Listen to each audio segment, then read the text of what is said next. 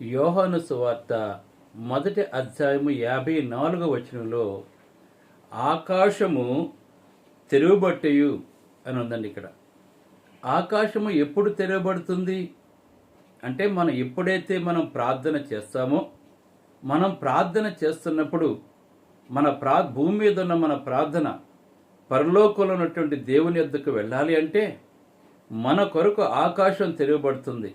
మనం ప్రార్థన చేసిన ప్రతిసారి కూడా, పరిశుద్ధుల ప్రార్థన చేసిన ప్రతిసారి కూడా, పరిశుద్ధులు ఆరాధిస్తున్నప్పుడు ఆ ఆరాధనను దేవుడు అంగీకరించడానికి ఆకాశం తెరవబడుతుంటుంది. అప్పుడు దేవుడు మన ప్రార్థనలో, మన ఆరాధనలో అంగీకరిస్తుంటాడు. ఆయన మనస్సు దృష్టి మన మీద ఉంచుతుంటాడు. మనల్ని దేవుడు బలపరుస్తుంటాడు, దీవిస్తాడు, ఆశీర్వదిస్తాడు. అందుకే యథార్థ వంతులను బలపరచుటకు యెహోవా కందించి లోకమంతా కూడా సంచారం